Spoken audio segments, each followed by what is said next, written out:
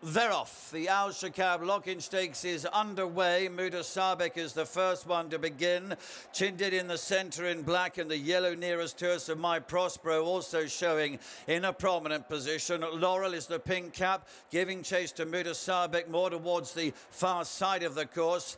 Check and Challenge and also Jadumi race off towards the right. Meanwhile, My Prospero, Lucelle and Chindid lead towards the left. Behind those in blue is Modern Games. Berkshire Shadow in red and white behind those. Then Light Infantry and Jumbie, and the Wizard of Eye is fractionally the back marker as they make their way already down to halfway. Muda Sabek towards the right, blue and white jacket. Laurel is immediately tracking him. Chindid is down the centre with black sleeves. Towards the left in yellow, My Prospero with the silver jacket of Lucille. These are then followed by Jadumi, yellow off towards the right.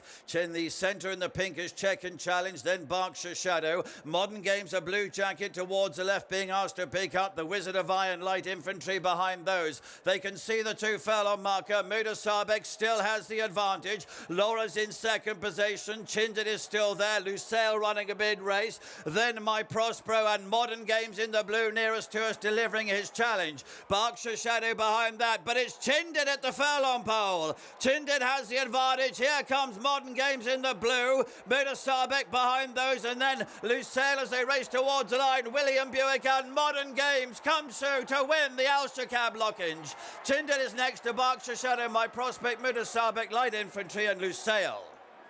Modern Games has got his domestic Group 1, trained by this man, Charlie Appleby. You must have a huge amount of satisfaction at that. Delighted for the whole team, obviously delighted for His Highness, Godolphin and the team back at Moulton Paddocks there, and but more importantly for this horse, he deserves it. You know, he's coming into the race, he's already a four-time Group and Grade 1 winner, but like you say, for him to do it on a domestic scene is a huge feather in his cap, and testament to him and his sire Dubawi. He is his son, there's no doubt about it. He is, and dare I say, it was quite straightforward, wasn't it? He's won a competitive Group 1 pretty nicely.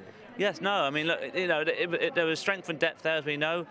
They've gone a good gallop, and you know, as I said to William, just try and keep him up in the van and keep him interested. He's an older horse now, so you just got to try and keep the interest there. But I said, also give him a target. So you know, from William's point of view, it wasn't the easiest thing to do, but he gave him a fantastic ride, and you know, horse and jockey know each other so well that he knew when to really deliver the challenge. Yeah, Will's ridden him to pretty much all those Group 1 successes in North America and here.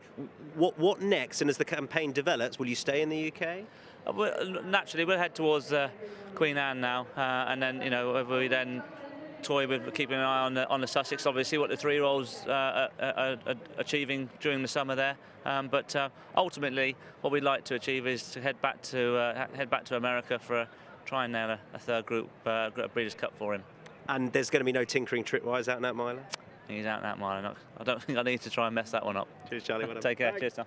Pat Dobbs just watching back the closing stages with Chindit on the big screen. He's run a mighty race, hasn't he, Pat? Yeah, he's a different horse this year. I was surprised how well I travelled into it. If I could do it again, I'd have waited a bit longer, but he's probably in front a bit too long, I'd say. We're getting to the bit where he tries to take a chunk out of the horse next to him as well. Is he like that? You can have, yeah, you'd have a go at one at home when they come to him. He's never done it that severe before. I'm sure he'd be better chasing horse, or he's something to aim at. Okay. Yeah, you must be. A straight track, round track, you wouldn't pick either? It wouldn't matter as long as the ground's on the fast side of good. That's what he prefers. Well, I'm Pat. Cheers. Thanks. Subscribe to Racing TV's YouTube channel now to watch more great races like this.